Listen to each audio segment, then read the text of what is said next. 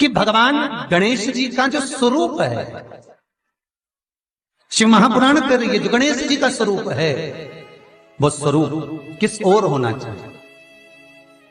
बहुत ध्यान से सुनिएगा महाराज, कथा ना छूटे आप। घर के दरवाजे पर अगर हम गणेश जी की मूर्ति, गणेश जी का फोटो, गणेश जी का टाइल्स बाहर की ओर लगा रहे हैं, तो जाते समय गणेश जी का जो पृष्ठभाग है, पीठ है, वो पीछे चाहिए। एक शिव महापुराण में आपको पहले एक प्रसंग सुनाया है, सभी लोगों को ज्ञात होगा कि भगवान के सम्मुख में धर्म है और भगवान के पीछे अधर्म का निवास। महाराज,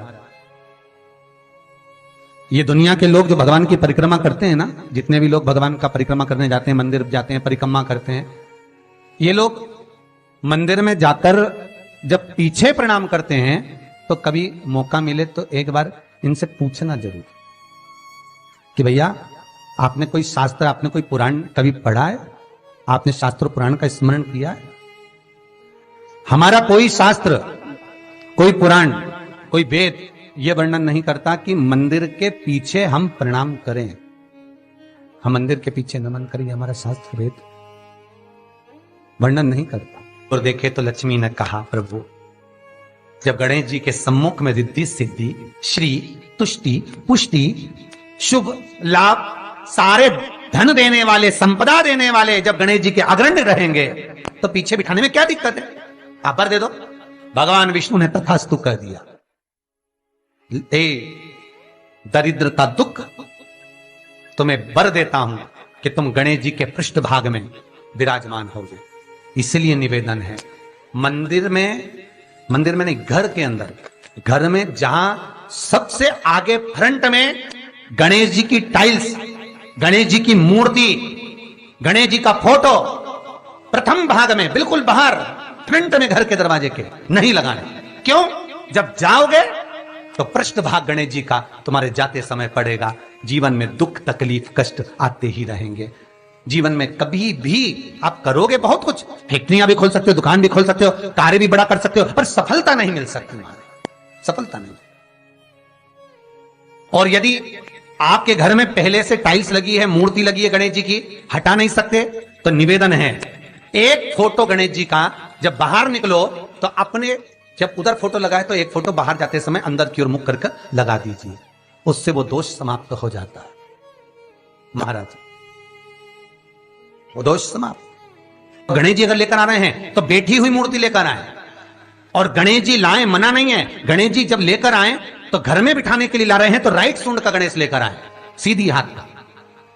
आपका सीधा हाथ देख लेना, उसी के हिसाब से गणेश जी को अपनी ओर रखकर, या गणेश जी का सीधा हस्त कमल देख लेना। आपका तो उल्टा मान्य होगा जब आप देखेंगे तो गणेश जी का जो सीधा हस्त कमल हो, उस साइड अगर गणेश जी की सूंड है तो वो सूंड का गणेश घर के अंदर विराजमान हो। उल्टी सूंड का गणेश, लेफ्ट सूंड का गणेश, ये गणेश व्यापार, व्यवसाय, फैक्ट्री, दुकान, बिजनेस, ऑफिस जगह पर विराजमान हो। बहुत ध्यान देना, उल्टी सूंड के गणेश बहुत कम बनते हैं। क्यों कम बनते हैं? इसका शास्त्रीय प्रमाण है। कभी किसी मूर्तिकार के पास जाना और मूर्तिकार के पास जाकर पूछना, भैया तुम उल्टी सूंड का गणेश क्यों नहीं बनाते? जितने भी बनते सीधी सूंड के बनते।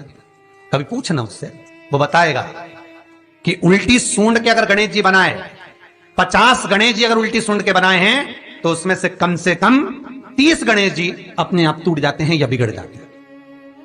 ये शास्त्र रीति है। उल्टी सूंड का गणेश बहुत कम पक पाता है या मिट्टी का बन पाता। और यदि आपने अपने हाथों से भी उल्टी सूंड का गणेश मिट्टी का बनाया तो 10 दिन पूजन करोगे, 10 दिन के अंदर वो मूर्ति, वो सूंड, वो गणेश जी चटक जाएगा। उल्टी सूंड का गणेश टिकता ही नहीं है, वो बीच में से खंडित हो ही जाए।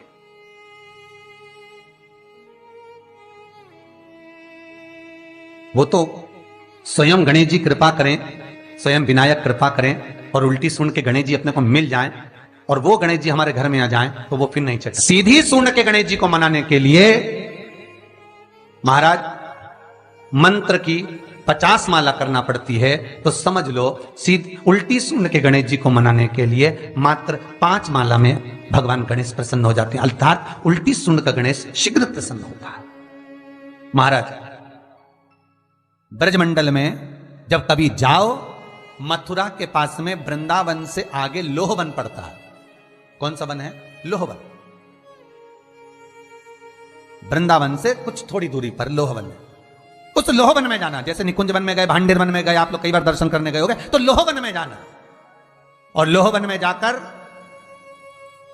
थोड़ा सा सरसों का तेल लेकर अपने ऊपर से 21 बार उतार कर लोहवन में भगवान शिव का स्मरण कर कर, यमुना का स्मरण कर कर, विष्णु और कृष्ण का स्मरण कर कर, वो तेल सामने एक मूर्ति मिलेगी जिसका शीश नहीं होगा, उस मूर्ति पर चढ़ा देना।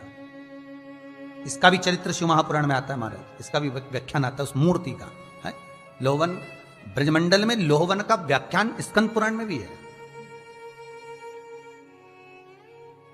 आप मेहनत कर रहे हो, फल नहीं मिल रहा, आप दुकान खोल रहे हो, चल नहीं रही है, आपका चित्तवृत्ति, आपके जीवन में सफलता आ ही नहीं रही, तो कहीं मत जाइए। आपके जीवन में 25 बार अंगूठी बदल के देख लिया, कभी पुखराज पहन लेते, कभी मोती पहन लेते, कभी नीलम पहन लेते, कभी कोई महाराज ने कहा तो ये कर लिया, कभी कोई महाराज बोला तो ये कर लिया, फल नहीं मिले, कहीं मत जाओ, कुछ मत पहनो, उसकी शरण में जाओ, उसकी शरण। लोहवन पहुंच जाओ, वृंदावन से 4-5 किलोमीटर की दूरी। रिक्शे वाले से बोलो कि वो लेके जाएगा, 5 रुपए लेता है। लोहवन जाए, वहां विनय करो, 10-15 मिनट बैठ लो, भजन करो, यमुना जी का स्तमन करो, शिव का नाम जाप करो, शंकर का भजन करो, और वो सरसों का तेल 21 बार स्वयं उतारो, स्वयं चढ़ा दो, आओ वापिस। उसके बाद तुम किसी कार्य को करोगे तो सफलता जल्दी मिलेगी, काम अटकेंगे नहीं, काम सफल। यमुना के घाट पर शिव आराधना का फल भी 1000 लाखों गुना है, लाखों गुना। बहुत ध्यान देना, स्वप्न 2 तरह का होता है। एक स्वप्न में अगर आप बहुत खिलखिलाकर हंस रहे हो तो समझ लेना दूसरे दिन तुम्हें कुछ ना कुछ ऐसी खबर मिलेगी कि आंख में आंसू आएंगे। स्वप्न में आप अपने आप को अगर हंसता हुआ देख रहे हो, किसी को खिलखिलाता हंसता हुआ देख रहे हो, तो दूसरे दिन कुछ रोने की खबर मिलेगी, कोई दुख होगा, कष्ट होगा, तकलीफ होगा। और अगर स्वप्न में आप भगवान को मुस्कुराता हुआ देख रहे हो, स्वप्न में आप भगवान को हंसता हुआ देख रहे हो, तो जरूर तुम्हारे ऊपर कुछ भगवान की कृपा होने वाली है, जरूर कोई अच्छी खबर आने वाली है। दोनों के हंसने में अंतर है।